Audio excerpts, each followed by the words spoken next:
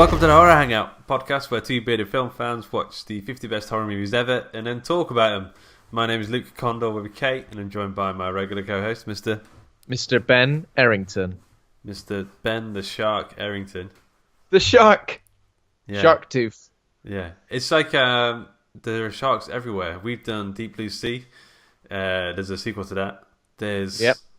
What was the other shark one? There is a sequel to that. There's The Meg, the trailer for which dropped today. Jason Statham. Who else?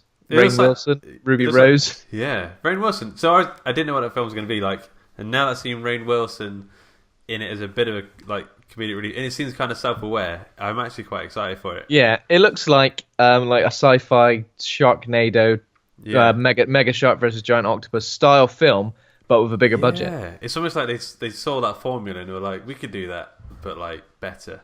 Yeah, and who doesn't love a shark movie? The shark movie's not dead. Have you seen the poster where it's basically the Jaws poster, but then it's got an extra, so it's like the person swimming on the sea top, and then the shark coming up towards it, and then a massive shark underneath that shark. Oh no! Both of them. It's pretty cool. I haven't seen that, but that's pretty stupendous. Yeah. Deep Blue Sea 2 is out as well. Is that official? It's out. I think it's out. That came out of nowhere. Snuck that one out. That came straight up from the depths. Yeah, so we'll have to check that out. And there's another shark thing, right?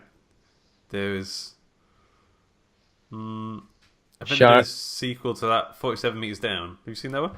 Right, no, I haven't seen that yet. Oh, okay, it's all right. It's good. It's not quite Jaws, but not much is. It's not quite Meg. Yeah. Okay, so just to tell everyone up front, there will be spoilers in this film.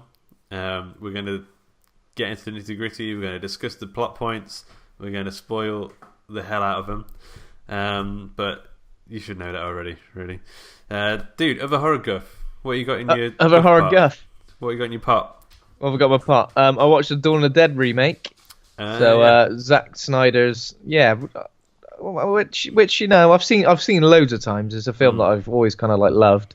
And you know what? Hasn't aged that badly. I mean, it's 2004, so it's well over a decade old. But it's still brutal, still really visceral. It's a really gory, horrible, intense experience, and it is creepy as hell. And there's a zombie baby in it. Nice. I don't really remember that much about it. I remember Matt Frewer, his character. He's like the older guy who has to be shot at some point later in the film in the mall. Yeah. What, the guy who plays what's his name? Blah blah blah. Moloch in Watchmen. Yeah. I recognize. I was thinking, where do I recognize him from? Yeah. Well, he's Max Headroom. Max Headroom, of course. I was just about to say that. Max Headroom. The only reason I know his name is because I have a friend called Matt Frew, and I always think of that when his name comes in the credits, goes Matt Frew. Oh, Matt Frewer. Yeah. So Dawn of the Dead. I haven't seen that in a long time. I remember going to the cinema and then them saying, "No, you're too young." Yeah, I remember going to the cinema. Somehow getting in. Yeah, I was too young. Don't know if I snuck in or what, but I remember being terrified because there was a bit of a walk home afterwards. Oh man, yeah. And I was terrified. But there were zombies everywhere. Yeah. What are the chances of that? It's one of those. It is one of the rare remakes that I think is. I'm going to risk being absolutely destroyed here, but I reckon it's one of the rare remakes that possibly surpasses the original. Possibly surpassively. Just because I think it is a completely different type of film. Obviously the fact that it's in a shopping mall is pretty much the only similarity. There are some plot points which are. There's a black guy in it. Yeah, I mean, there's some plot points which are the same, but apart from that, it's just one of those horror experiences which is like a proper it's a horror action film, really. Yeah, I like that one. I've not seen it in a long time. I'll have to watch that again. It doesn't feel massively Schneidery either. You come to expect a certain thing from Schneider, but there's not really any slow mo. I think the only slow mo actually is when someone fires a gun. That happens a lot. Yeah, someone fires a gun and we see the shell hitting the ground. That happens loads. But apart from that, visually he's always been quite a good director. I think did Shaun of the Dead come out before this, or I think it's the same. I think it's the same year, but I'm not sure exactly when. Yeah, that's interesting. Yeah, man, I need to watch that again. I really want to watch the remake of Night of the Living Dead as well. So I've not seen. Yeah. I don't think I've ever seen that one actually, but I'm quite Yeah. interested to see what. I think I saw that one first. Yeah. There is a remake of Day of the Dead as well now, isn't there? I think did we mention this last time? We mentioned it, I think, but it's been slated to the point where I don't care ananymore. It's been absolutely destroyed. I'm not sure what it's got on Rotten Tomatoes, but I mean, it's got 0% on Rotten Tomatoes. 0%. See, that kind of makes me feel like not enough people reviewed it. If it's on 0%. Yeah. Well, reviews counted 5, so yeah. But just from looking at some stills of it, it looks dodge. Yeah. It looks dodgy. Yeah, I've not even looked. I've only just saw the poster, and I think it has like a bub sort of character on the front. There's like a bub character, but I think he's called Max. Yeah, why would you do that? Max with an X, I bet. Yeah. Max with 2 Ks and an S. Yeah. So I watched. I've been loving my John Carpenter since we started this show. Really, Christine popped up on Netflix, and I was like instantly on, and I watched it. It's on Netflix, is it? Yeah, wow. Yeah. And I've been meaning to read the book for a while as well, but the film came up first, and it's pretty good. I've heard like middling sort of reviews on it, but it's I don't know. It's just a really well made horror film about a killer car. That's about like yeah. You don't need any more than that, really. It's not The Thing. It's not like They Live or anything like that. But it's what year did this come out? I think he made it after The Thing. Was it the film he made after The Thing as a sort of a come down? He was like, I better do like a studio sort of job or something like that. But yeah, so it's definitely worth it. There's some scenes where the car is like rebuilding itself, fixing itself, and I'm still wondering like how they did that effect. Like, 'cause obviously it wasn't CG, but unless they just kept crushing shitloads of cars and then reversed the footage of it, because it's weird how it kind of like pumps itself out and rebuilds itself. Would you recommend it then? Because I've never actually seen it. Yeah. Well, maybe I'll watch it in the next few nights then. I gave it 4 stars on Letterboxd. Oh, did you? Yeah. Oh wow. Where can we follow you on Letterboxd? I think you just search for Luke of Condor. Search Luke of Condor, and I'm Ben _Errington. You can see every film. Condor on pretty much everything. I've never gone to type in Luke of Condor on the username and it's gone, there's one of those already. Never. Never. No. No. Right. Okay. There we go. Yeah, and I'm Ben _Errington. You can see every film I ever watch, the rating I give it. I'm trying to review every film now, even if it's like 3 words. This was good. This was bad. This was good. This was bad. It was all right. That's pretty much it. Yeah. I haven't watched any other horror, but I did see Peter Rabbit, which was kind of like the half term rabbit horror. Yeah, the half-term rabbit horror that I kind of had to watch, and I was annoyed because I had to pay for it. Yeah. James Corden's an insufferable twat, and he transfers onto the screen and makes Peter Rabbit like an insufferable twat. And it was just... I've never been a fan of Peter Rabbit anyway. I do wonder, I have been thinking recently, Easter is all about chocolate eggs, and then the symbol of Easter is a rabbit. Are we eating rabbit eggs? Is that like the symbology? I think it is, yeah. I think that is a symbology. It's something we're not supposed to... it's unfathomable. The Vatican will send someone out if you question that too much. There was an interesting role in Peter Rabbit. Domhnall Gleeson, Vatican. Don't bring the Vatican into it, Luke. Interesting role for Domhnall Gleeson, who's playing like a villainous character, but he's basically playing a very similar character to General Hux in Star Wars. But he's dyed his hair black in this. Right. And he's doing a lot of the same faces as General Hux, and I was thinking, what's going on here? Right, interesting. He must have 5 or 6 faces, and they went, we want face number 3, the same one that you used in General Hux. And he was like, okay, I'll bring face number 3. Yeah, yeah. Oh dear. Yeah. Oh Jesus. One last thing, I also played Last of Us, which I suppose is a horror game. It's Of course it is. Is it though? They're kind of like post-apoc horror, I guess. It's actiony, stealthy.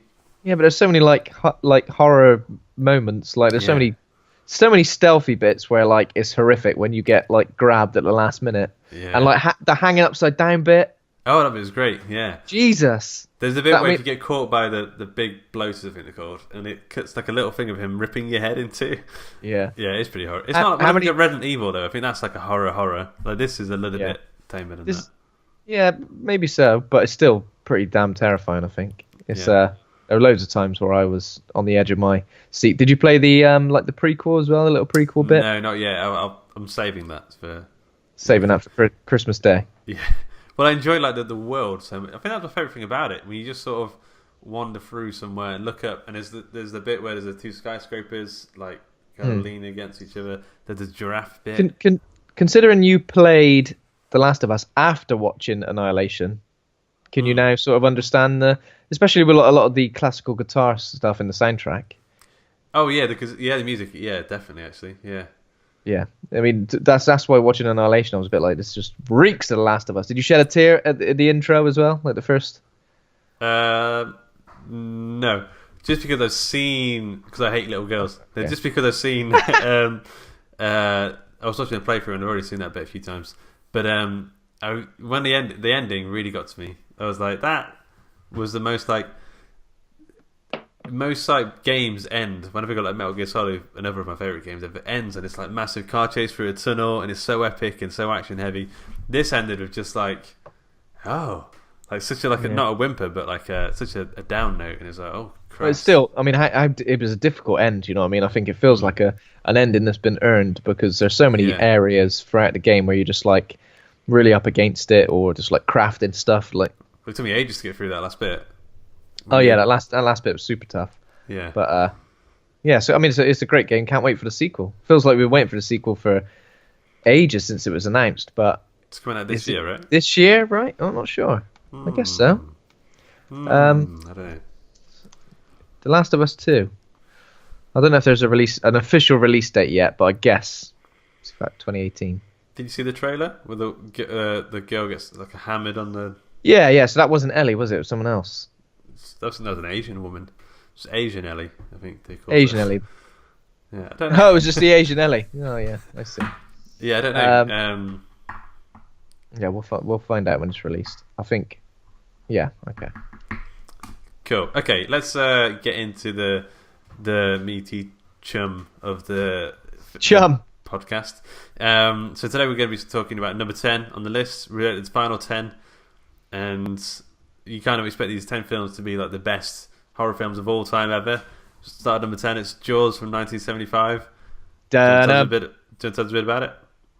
Sure. So Jaws, the 1975 American thriller film, directed by Steven Spielberg and based on Peter Benchley's 1974 novel of the same name. In the story, a giant man-eating great white shark attacks beachgoers on Amity Island, a fictional New England summer resort town, prompting the local police chief to hunt it with the help of a marine biologist and a professional shark hunter with good chops. Should we talk about main players? Well, this is what Empire have to say about it. Oh, right, okay. Sorry, mate. No, sorry. Oh, sorry, mate. We haven't done this thing for a little bit, I don't think. Okay, so it followed his shorts work, TV movie Jewel, and the Sugarland Express, but Jaws truly announced the arrival of Steven Spielberg as a major talent.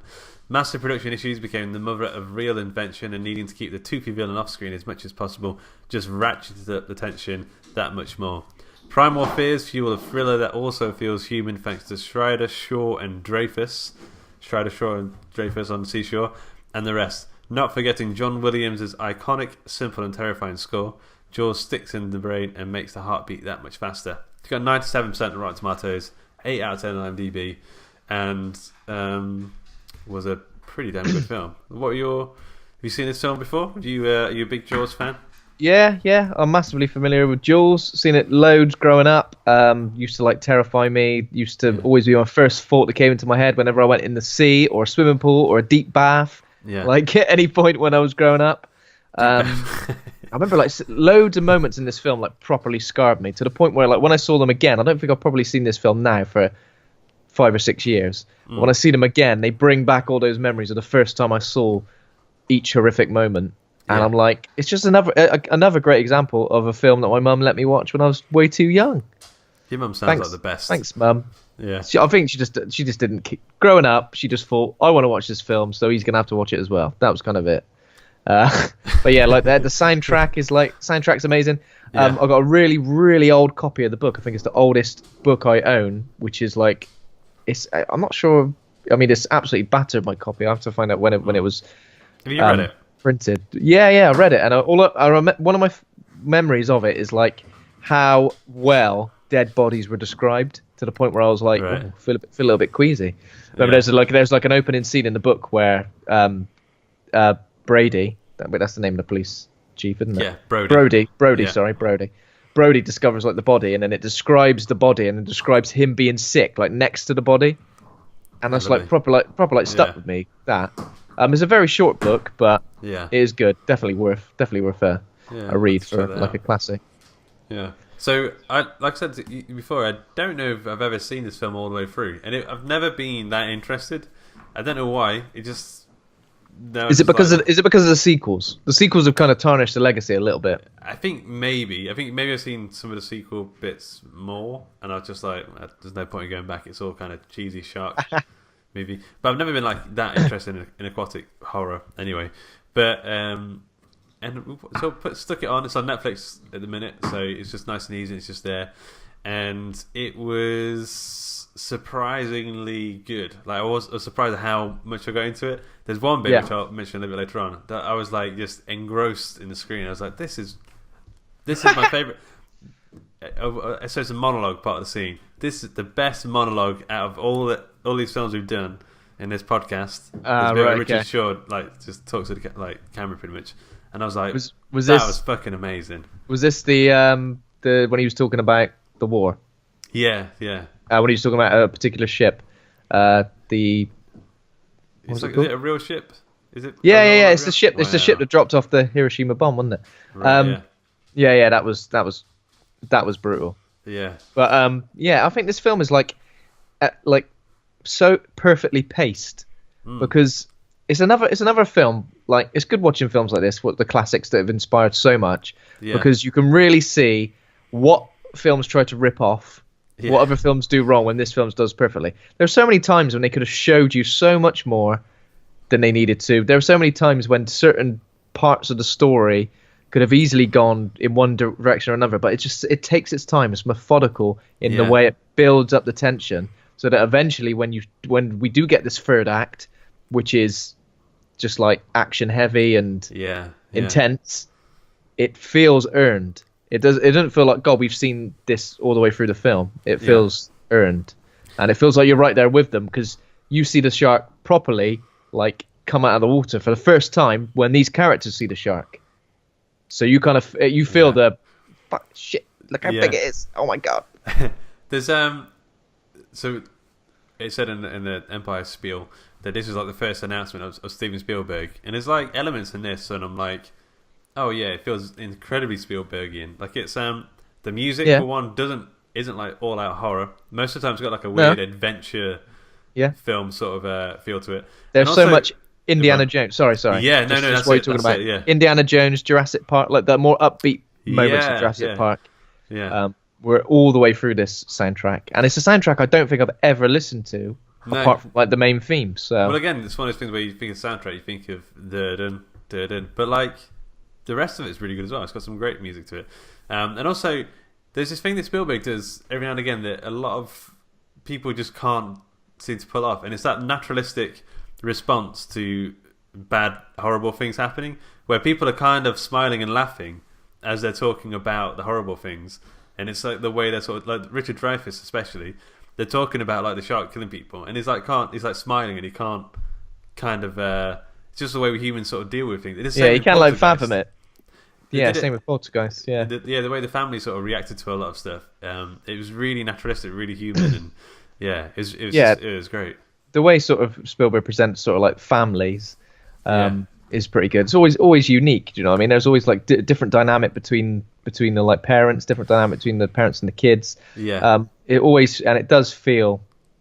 does kind of feel like natural. It feels very real. Yeah. And there's a bit where like our three main people start to bond, where you really do feel that bond with them. you feel like you're in the bond. You feel like you're part of the bond as well. Yeah. Because you feel like when they first go on this journey, you're a bit like, God, they all bloody hate each other. Yeah. They all absolutely hate each other. It doesn't take much, for them to start bonding, and when they do, that makes obviously the outcome of what eventually happens involving all the more horrific or all the more thrilling. Yeah. Okay, so key players, we got Roy Scheider, plays Chief Martin Brody. He's the chief who plays with this small island, Holiday Island. His family are also like holidayers, I guess. That's just how they live their life on the beach, chilling and whatnot. He's also got one kid. Is that right? No, he's got 2 kids. He's got like a sort of kid, a much younger one, and one who's like about 8 or 9. Right. Maybe? Okay. And a wife, Ellen Brody, played by Lorraine Gary. Robert Shaw plays a guy called Quint, who, when you think of sort of older, sea-wary captain who's seen the bad things in life, like he is like the... He is the cliche. He is the caricature. But do you think still, he started that caricature? Do you think that's where that came from? I don't know if he started that caricature, but if he carried it on, like he brings a lot more to the character other than just the sort of grizzled old sea snake, salty man, with sideburns, driftwood face. And then we've got Richard Dreyfuss playing Matt Hooper, who is like an oceanographer, big fan of sharks. He comes down to help. I think just inspect the remains. I think, and he ends up getting more involved in it than I think he sets out to. And then we've got Mayor Larry Vaughn, who's the mayor of the island, who just wants the beach to remain open, so people can spend their hard-earned money on 99s and cornettos, and get a leg bitten off, which is worth it. It's definitely worth it. If you're having a lovely day, it's like, I lost my leg to a shark attack. Oh, it's all right, but you had a lovely day, didn't you? And you got a stick of rock to take home. Stick of rock. Do you prefer chewy rock or hard rock? Oh, Jesus. Chewy, I think. Chewy, okay. What about you? Yeah, I do as well. Do they have rock? Hard rock. They have rock in America. I don't know. They're missing out. It's a British thing. It's basically, if you don't have hard rock in America, it's just like a long stick of edible hard candy, usually with like a thing written that goes all the way through. Yeah. It's amazing. Like Luke Condor's Rock Shop, and it goes all the way through. How do they do that? I don't know. Magic. So we asked the group as well, the Facebook group, what they thought of the film. Tommy Draper said, one of my favourite films ever. I showed it to my 3-year-old at the weekend. He was proper gutted when Jaws died at the end. He's his favourite, apparently. Jaws the shark. Edward Harvey says, a classic, I love it. Obviously, I'm all about music and poster design because of the work I do. Not only is it stunning filmmaking, but the score and poster are both iconic examples of beautiful simplicity. I concur. Johnny Swinnow says, a masterpiece, Spielberg's greatest film, alongside Raiders of the Lost Ark. Has it done anything decent this century? I don't know. It depends how much you rate, like, Minority Report and some of those more recent ones. I do rate Minority Report. Do you rate Tintin? I've never seen it. I've never seen it either. I've never seen it. I don't know how I feel about watching Ready Player One either. I'm not bothered. I really just can't. I feel unbothered. You read the book as well, didn't you? No, I read a little bit and I was like, I'm not bothered. I'm not bothered. Have you read the book? Yeah, I read the book and I just thought, I don't know if I want to watch a film of that. Yeah, did you like That's honestly how I felt. And I didn't mind the book. You know what I mean? It was alright. Yeah. What else has he done this century? AI, 2001. Indiana Jones 4. Oh, let's not talk about that. Kingdom of the Crystal Skull. What about when did Schindler's? When did Schindler's List come out? That was early 90s, I think. Early 90s. Oh, okay. Messed that one up. What about Bridge of Spies? I haven't seen that. No, me neither. The Post was recent. Catch Me If You Can. That was good. That was a good one. I don't know if I class it in the same sort of grade as Jaws and those. Oh no, definitely not. But it was good. Fair effort. It feels like he's doing less of these sort of big. Well, Ready Player One's like probably going back to it, but those big sort of family event films, and he's just doing what he wants to do now. Yeah, any old shit. Any old shit. BFG. Yeah, I didn't bother with that one. It's got a lot coming out. Andy Conduit Turner says, watched it once again when it landed on Netflix the other day. Still holds up well. Still love it. And then finally, Dan Butcher says, it's the tits. Yeah. It is the big fishy tits. Yeah. So the story, we open on a beach on Amity Island, nighttime, loads of hippies with doobies, eating Scooby snacks. And there's a woman, and she winks at a dude and then runs away. Rick winks at a dude and runs away, so immediately you chase after it. That's the rules. Them's the rules. And then she's playing hard to get, and the guy runs after her. She runs into the sea, waddles out, and the dude's like, he just lies down, doesn't he? Falls asleep. So he's just like, that's too rich for me. I'm not going skinny dipping in the middle of the night or whatever time it is, or is it dusk or dawn? Which one is it? He just can't be. He can't be asked. He's just like, see you later. Yeah. Plus, I think he's got hasn't he got a turtleneck on or something? He's fully clothed. She gets in the nud within seconds. Women can do that though. They can do the it's like in an anime where someone changes into the levels up or something. They just do that, and their clothes suddenly fly off. Girls, I'm pretty good at doing that though, Luke. Can you? Don't just make it a female only thing. Sorry, I can do it. If I really triggered, if I really want to jump in that hot bath, all my clothes are coming off in one fell swoop. Are you wearing a onesie? I don't understand how that happens. Yeah. I'm wearing just a long t-shirt. Nothing else. Yeah. A moo-moo. Is that what they call in Simpsons where Homer gets too fat? Oh yeah. She wears a moo-moo. It's comfortable. Comfortable. Okay. She goes out for a swim. Unfortunately, she didn't wait 40 minutes after eating before going for the swim, so she sinks into the water, which we all know happens when you eat and swim. She has a violent convulsion and just sinks like a stone.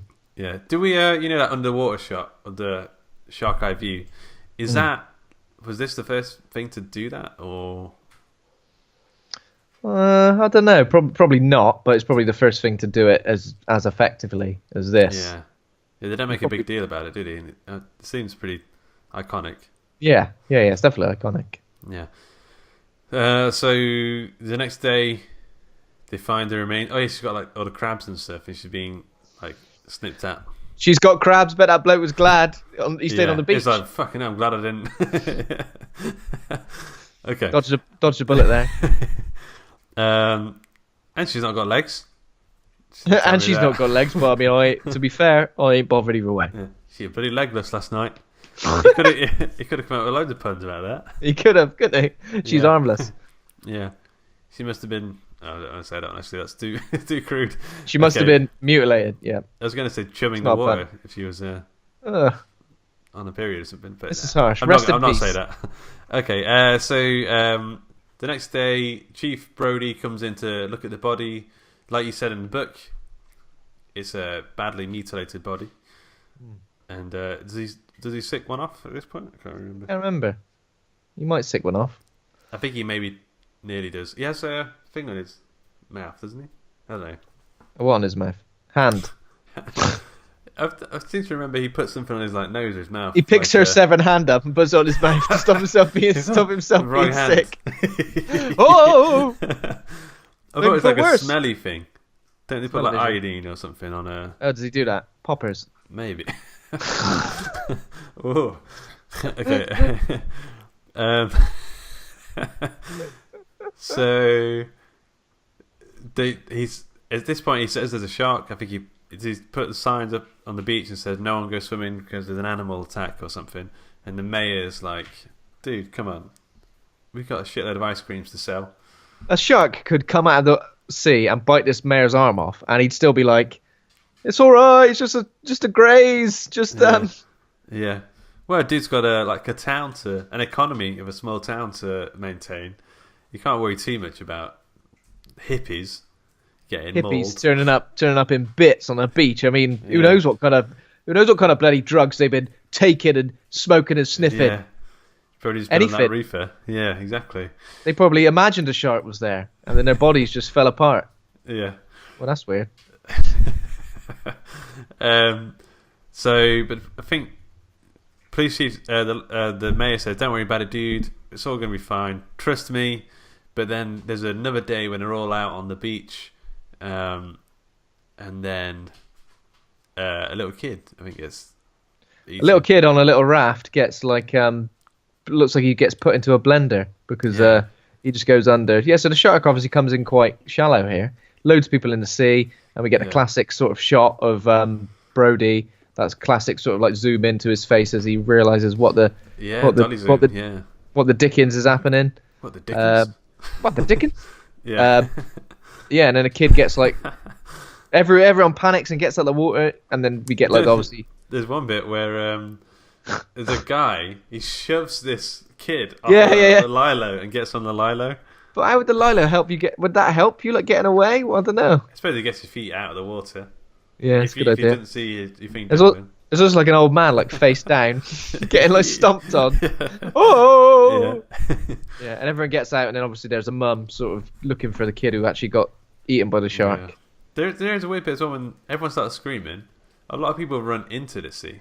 Did you see that? I don't know why. Yeah, but that's to get their kids, I think. Oh, I thought they were like, someone's having a great time over there.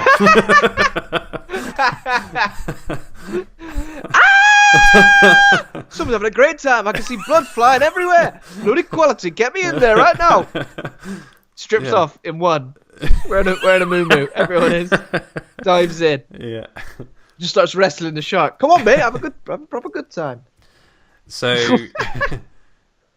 so at this point, they put a bounty on the shark's head, like $10,000 or something. While they're in the little town meeting, we're introduced to Quint. He's at the back of the room, and this is that scene where he's like, "You don't know what you want a shark? I'll show you a shark. That's not a knife. This is that kind of And he runs his while everyone's arguing. He runs his hands down. That doesn't work. Does that work like that? No, it doesn't. You do it, and no one would hear it. That's what would happen. You start doing it, and people are like, "What's that guy doing over there?" I think he runs he was doing it with his mouth. He was like a ventriloquist.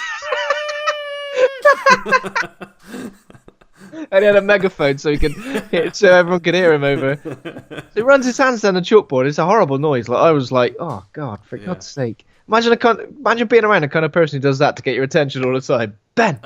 If you got halfway and went, "Oh, fucking Splinter," and everyone's looking at him. Okay. Nails down a chalkboard. Oh. Yeah. So then he said, like, if you want it caught, come to me. I'll do it for $20,000 or something. He said like a certain amount of money. There's a lot of money.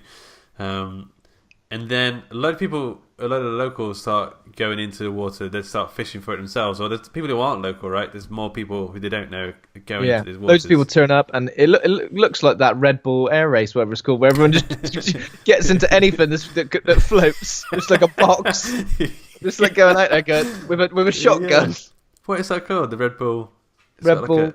Cafe. Something. It's got a weird name to it or something, yeah. Yeah, it's basically just people, homemade floating devices. Basically, this is what this scene looks like. It's just people, people in anything. Someone in a cornflakes box. Just come on. Yeah. So desperate for $10,000. A yogurt pot. And, a yogurt pot on each foot. Yeah. Whoa. Yeah. Okay, so they catch a shark. Some of them do. Yeah, just before this, Matt Hooper examines the girl's remains and confirms that her death was caused by a shark, and he starts measuring the bites and everything. And he goes from nice guy to dickhead very quickly. Like when he first meets the Brody, he's like, "Hey man, how's it going? We're cool, we're friends." And then he starts having a right go at him when he does the body. Yeah, I think he's got no patience for anyone being unprofessional or just fucking up his shit. Do you know what I mean? Because there's another moment later where he has a go at him, isn't there? Yeah. Because didn't someone smoke as well in the room when he's doing the autopsy? He has a go at them. Yeah. And he says, "Put that shit out." But yeah, so he works out as a big shark. So that eventually, when some local fishermen catch a tiger shark, he's like, "Whoa, no." Yeah. With his beard. This little goldfish, and this has been doing the killing. This one. And I think they sneak they do like a sneaky autopsy on a tiger shark, Yeah. in a suit, like he's just in a suit and tie as he's doing it, getting this like guts out. They find like a license plate to a car, other fish, smaller fish. That's how it works in the sea, and a helmet or like a tin of beans or something. And that's it. So they kind of proved that this tiger shark didn't actually do that killing. Yeah, because they say it's got a slow digestive system. So if it was the one that killed the little boy or killed the girl, It'd then still be in there. It'd still be in there. So they could have done a bit where they like did it and like sort of severed head fell out or something horrible like that. Yeah. Ugh. But no. Okay, so what happens now? So they go out. So this is where the sheriff says, we're not closing the beach, but you can protect it in any way you want. Yeah. And you have like people with like guns and stuff. The thing I don't get about this bit, so we see the shark fin, the dorsal fin coming through, and everyone starts screaming and running away. And it turns out to be two lads. Was one of those Brody's kid? No, it just looked like him. I think I got a bit confused by that, but yeah, they just looked. They had similar haircuts. So before the 4th of July weekend stuff, Hooper and Brody go out in the sea at night, don't they?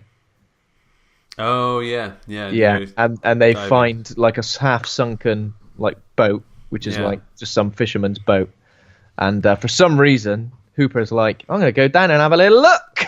Yeah. Why wouldn't you when the sea's got a massive shark roaming about?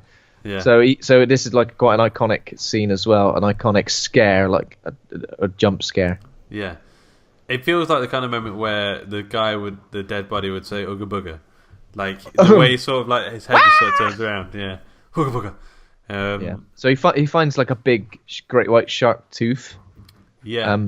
Like in the hull, and he pulls it out, but then he drops it because he gets frightened by this like a horrible floating head.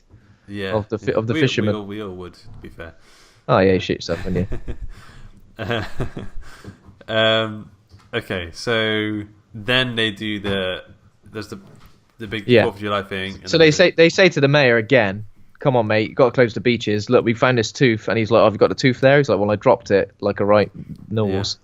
And he says, well, unless you got a tooth, mate, I ain't interested. I mean, obviously he's looking for any old excuse to just keep the beaches open. Yeah. So they do keep the beaches open and just have people roaming around in boats, like with guns, ready to. Yeah. It seems like too much effort to. Well, I mean, they're obviously very worried about the kids and that. I mean, but why does Brody let his son? So he goes in a boat somewhere else or something. So he tells his son to. So his son's about to get into a boat in the sea, and he says, "Can you take it to the pond, please?" So there's obviously a bit of breakwater, which he calls the pond. Yeah. And so he says, "Please take the boat into the pond. Don't go into the sea." And he goes, "Oh, but it's for old ladies." He's like, "I know it is, but just take it in for your old man, please." So obviously he thinks he's safe in the pond, a little bit of breakwater. Yeah. And then obviously they get distracted by two little boys roaming around with like a dorsal fin on their head. Yeah. Scaring the shit out of everybody. Tickling people. Tickling people. Biting them. They actually bite them. Ah! Yeah. It's a tiny shark mouth. Okay, well, and then while they're distracted by that, the Jules the shark, because that's his name, gets into the breakwater, and Jules Holland gets into the breakwater, and there's like a little bloke in a rowing boat, and I think, what's he doing just roaming around those kids? That was a bit weird, because he kept talking to him as well. Are you alright, kids? Are you alright? Do you want a sweetie? If anything, it's good that Jules got him. Yeah, Jules was there to protect him. Jules was exactly late night with Jules Holland's hootenanny, and he's coming for that guy.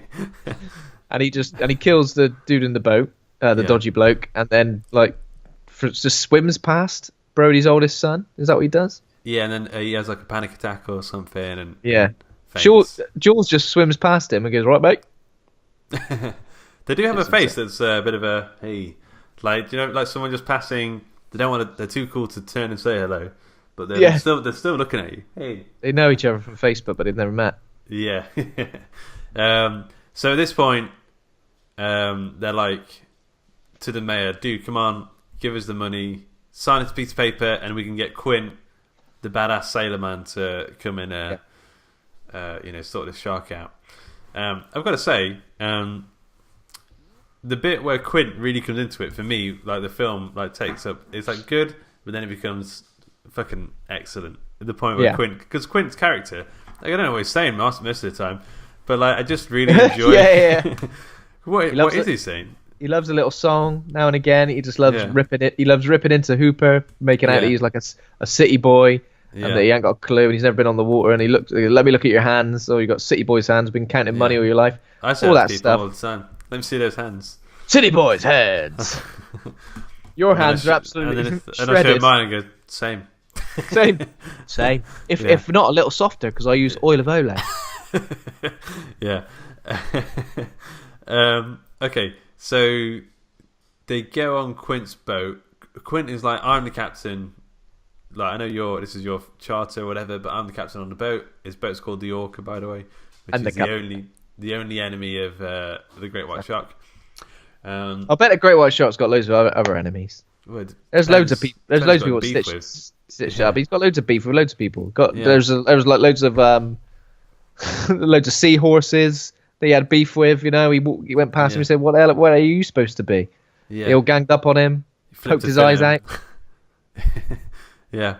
Who else? I think of the humans, is Quint not a deadly enemy? He could, those guys. Yeah. He kills a lot of them. Yeah. Exactly. Yeah, exactly. Come on, think about it. Humans kill more sharks than sharks kill humans. Is that true? That sounds true. It's true. Of course, that's true. Shark fin soup. Shark fin soup. Asians are the natural enemy of sharks. How many great white shark killings per year would you say there are on average? Killings, not many. 50.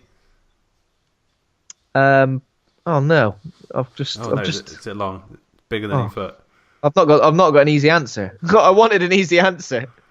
Great white sharks kill humans per year. I wanted an easy answer. I thought it was going to be an easy answer immediately. There's how many sharks do humans kill per hour? I mean, that's specific. Per hour? Wait, how many did he kill per hour? So apparently sharks killed by humans a year. 100 million sharks are killed by humans each year. You see, that we are the natural enemy of sharks. So we are obviously the natural enemy. Like, there's probably...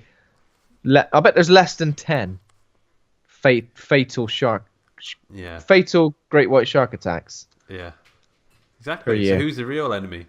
This is... Who's the real enemy, exactly? I imagine all the sharks watching this film and seeing it the complete other way around. Poor shark getting attacked and ambushed by 3 predators on the boat. Yeah, exactly. Yeah. 3 horrible predators as well. Think about it. These are the issues. Okay. So anyway, they go out on the boat. They're singing some songs. I think they go quite far from the coast, hunting down this shark. And then it swims to them. Oh, they're chumming the water for like hours, shoving like fish guts in there and stuff. Yeah, chumming it right up. Brody pulls the wrong wire. I know that. I remember that bit. He pulls the wrong wire at one point, and the compressed air tanks fall down, and that's when Hooper goes ape shit. Yeah. You bloody stupid dick! My air! My air! Yeah. And then this is the thing I really like about Quint's character, because he comes across as a bit of an arsehole, as that sort of stereotypical hard man, working class, fuck you sort of dude. But then he says, "Chief, you asked me which wire before you pull the next one." Like, he's also like really kind of kind and like he is. He looks after and he's the kind of guy like when he's like nailing a beer at one point, and you think this guy's off his nuts. Yeah. But then as soon as things start to kick off, like, you think you'd want him around in some sort of scenario where it was kicking off. I've got some friends like him who are a bit arsey, but you want him around when the shit hits the fan. Yeah, at one point he's got with his fishing rod. Yeah. You're thinking, Jesus, what's going on here? But he's like strapping himself in, and you're like, whoa, he's nails. About to take off. It's like a little rocket pack thing. Yeah. I mean, you learn. The thing is, like, even though this is like a shark attack film, you're learning a lot about how. I mean, I'm sure it's not 100% accurate, but like how someone would hunt a shark, and also loads of stuff about knots. Yeah. There's that. In my head, I was thinking, could I do that knot? There's that bit as well where So he drinks that beer, crushes it, and then Hooper drinks his water, whatever he's got, and then crushes the plastic cup. yeah, that was funny. Yeah. Just like the one-upman. There's like a bit of one-upmanship between the two of them, isn't there? Yeah. Where like, obviously, they both think that they know the most about sharks, I guess. Yeah. This sort of like city boy who's studied them, and this guy who's like lived it, basically. Yeah. He's hunted loads of sharks, cut out their jewels, and boil washed them. Yeah. Those jaws, in the title, does it mean his collection of jaws? Because that's all he's got. What are they doing with the rest of the bones? Like, all he has is the jaws. That's the bit you don't want. The other bits, rubbish. Sling it out. Shark skull. Put it in the big black bin.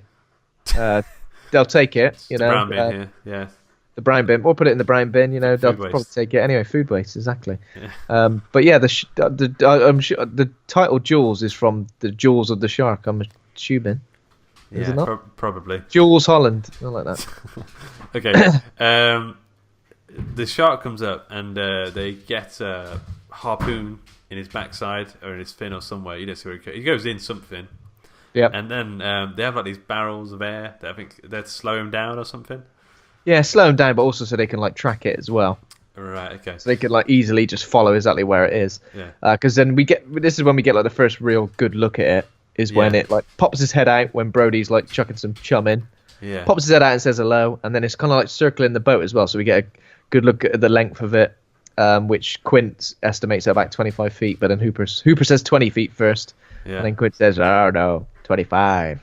I can remember being on a peddler once, and a big marlin. This was in Cuba. Passed near us. It's big. It's like that big for like a fish and right underneath you. So we followed it for a bit, and that freaked me out. Imagine being like that giant shark that's like bigger than the boat beneath you. No, I don't want to imagine that at all. Okay. Horrible. Horrible. I feel weird if I'm in the sea and I can't touch the floor. I immediately feel strange. Do you like to go scuba diving and snorkeling and stuff with this fish passing? I've never actually done that, but I think I would like to do that. But I think I would be kind of freaked out. Yeah. It freaks me out as well. I don't like it. I don't like it when you can't see when you're underwater and you can't see like that far in front of you because of the silt. Yes. It feels like something could just like come out of nowhere and just come out of nowhere and get you. It could silt you right up. Yeah. A penis could come out of nowhere and slap you in the chops, which happens all the time. Okay.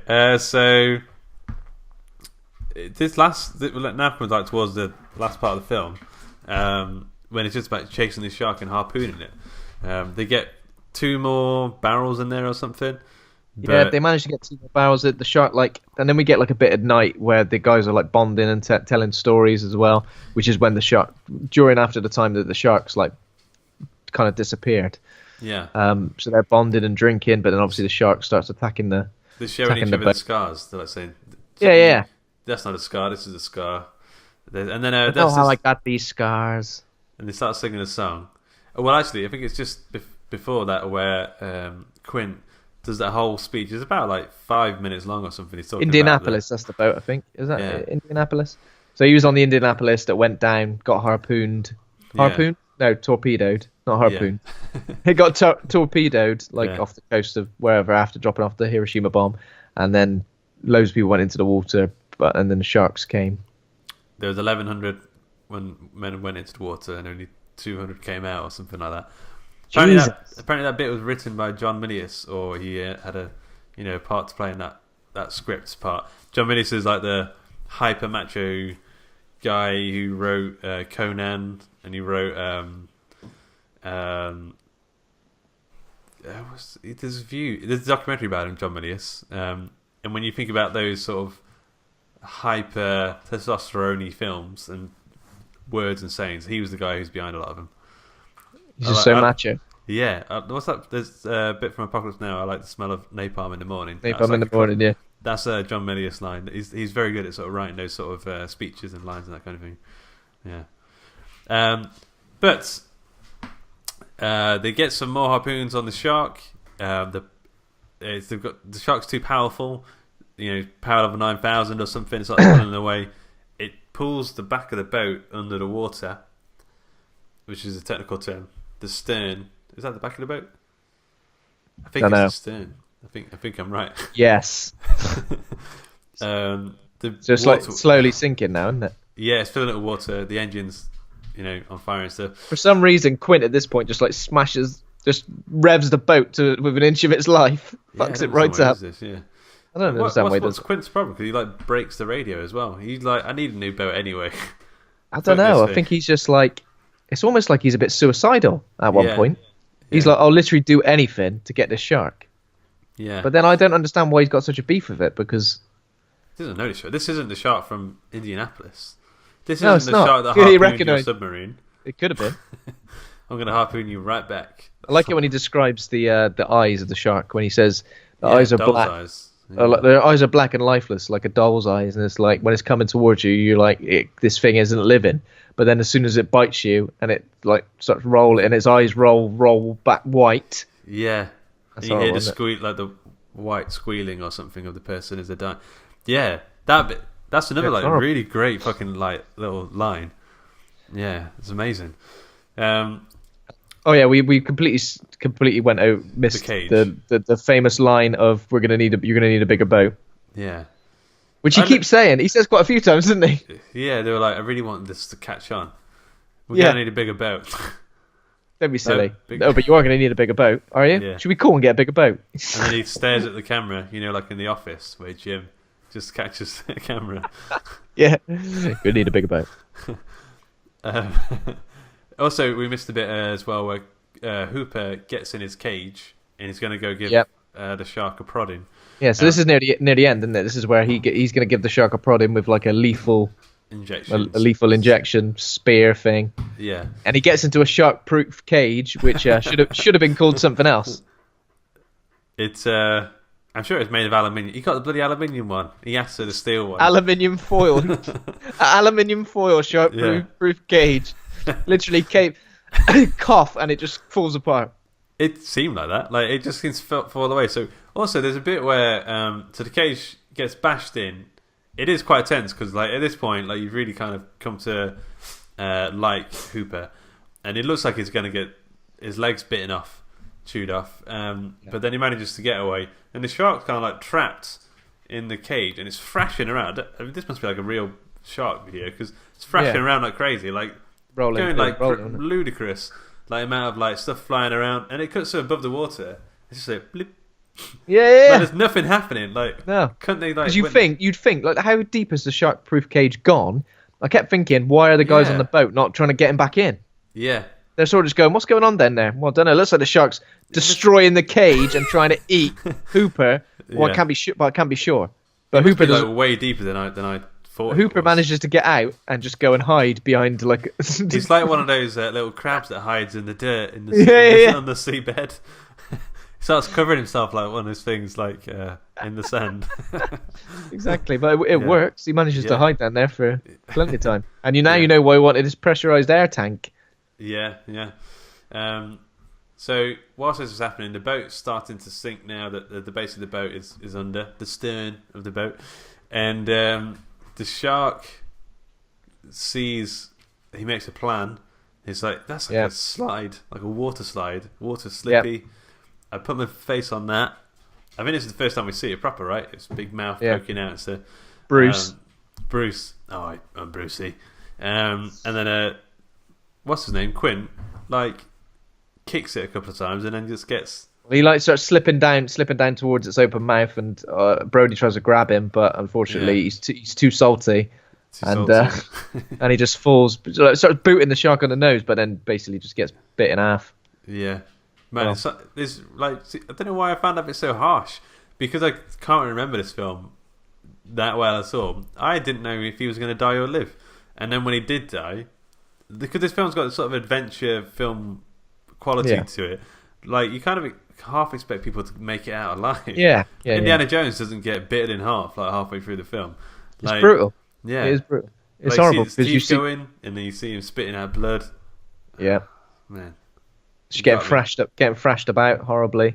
Yeah. It's why I want to stay out of the water, because I mean, most of the time when you stay on land, unless you go to like a zoo or something, there's not going to be like a horrible massive beast coming and trying to bite you in half. Yeah.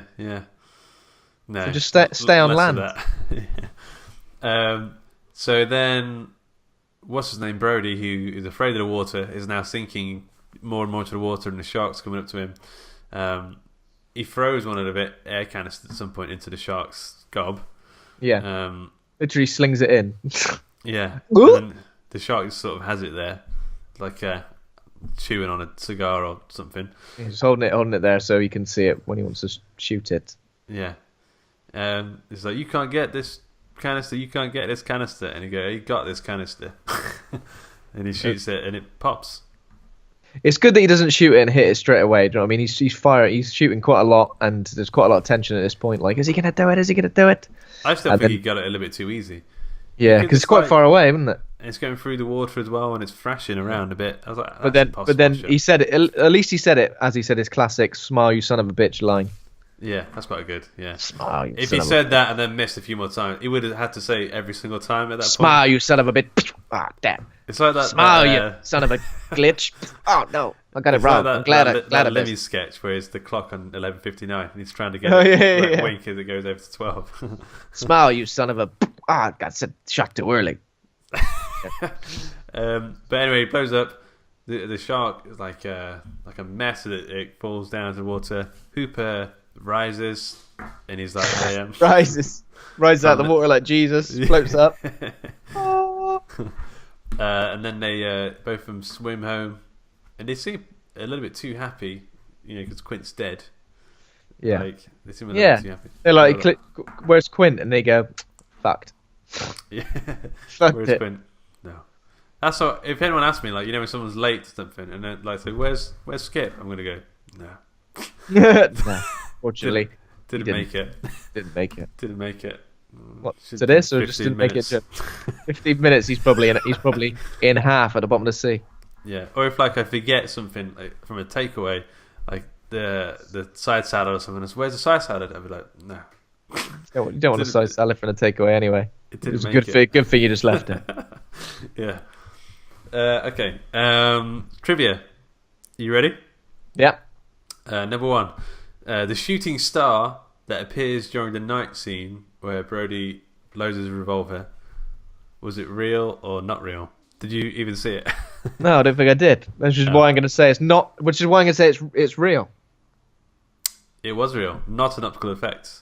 Apparently, the thing looks so fake, like it, and I don't know how they would have filmed that. You need to go watch it. It's like this yellow line that comes down the back of them, like as they're sort of on the boat, and it's quite like daylighty as well. So I'm like, that's insane. Like that must just be a digital effect.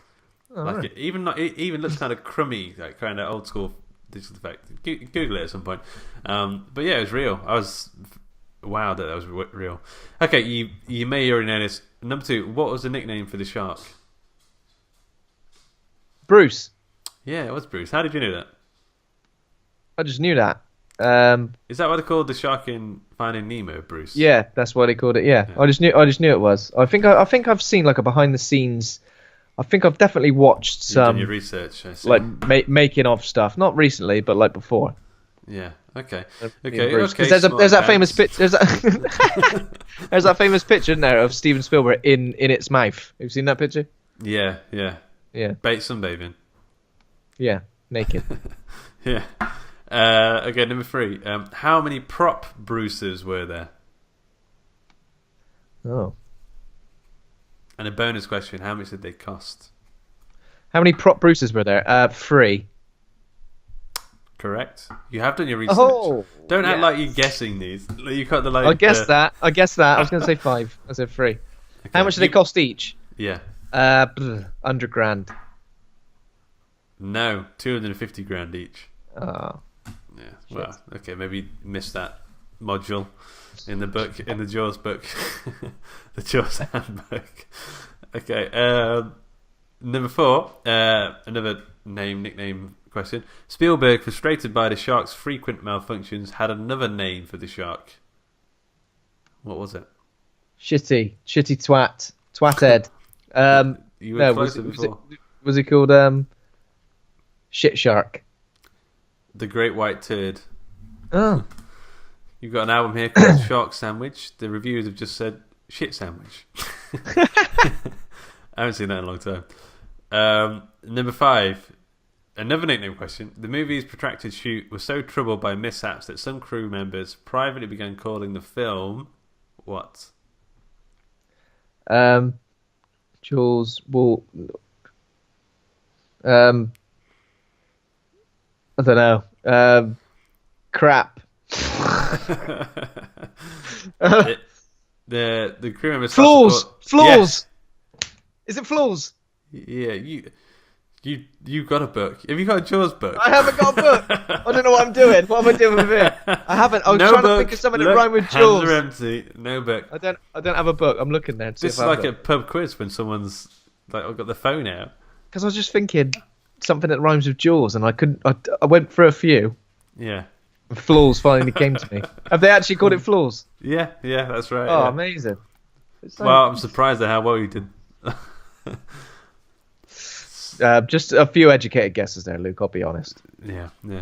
Did you believe me? Some, like, did you remember all these facts of some mnemonic devices? yeah, I did. Okay, some flashcards. Did you get those out? I got the flashcards. Yeah. Okay, so you did very well. We need to grade the film. Yeah. Bear in mind, this is number 10 of the best horror films ever made. Yeah, I got a lot of love for this film. It's like proper iconic, isn't it? It's proper iconic. It's definitely one of the best Steven Spielberg films. Yeah. Like it's defined like fear for like a generation. I think like everyone who was scared of getting in the water, who grew up in the 70s and 80s, is because of this film. And soundtrack wise, is there a more iconic soundtrack main theme? Is there? Star Wars. Well, I don't know. If you said Star Wars to someone, they'd probably say a few things before they said that. If you said Jaws to someone, they'd go, da-da. Oh, yeah. In fact, that's exactly what Kat did when I said I was watching Jaws. She went, da-da, da-da. Da-da. Exactly. I'd give it an A. Okay, cool. I went for a similar grade. I went with an A-. But this was a high A-. This is like one of my favourite films on the list. Like, it was an absolute plan. I really loved it. It was a really, really good fun film. Yeah. Yeah. Just don't like that Quint died. Although I do like that Quint died. I'm just sad about it. That's the thing. Okay. Yeah. I got you. Yeah, such a good character. Okay, man. So next week, are we going straight down the list? Yeah. Okay. Let's keep going straight down. I was going to suggest watching perhaps a new release, but I don't know if I'm going to get a chance to watch it. Okay. So Well, I was going to say a similar thing. There's like Ghost Stories out, and we've got The Quiet Ones. Is that what it's called? A Quiet Place. That's the one. I was going to suggest seeing A Quiet Place, actually. Yeah, so we could possibly do that if you wanted to. Should we do Pan's Labyrinth next and then do A Quiet Place after that? Yeah, sure. Or is it better to do the other way around? I don't mind. We'll see what happens. Okay, go on. All right. Let's see what feels good. Yeah. All right. So next week is either going to be number 9, Pan's Labyrinth, or number unnumbered, A Quiet Number Man. unnumbered. The Quiet Man.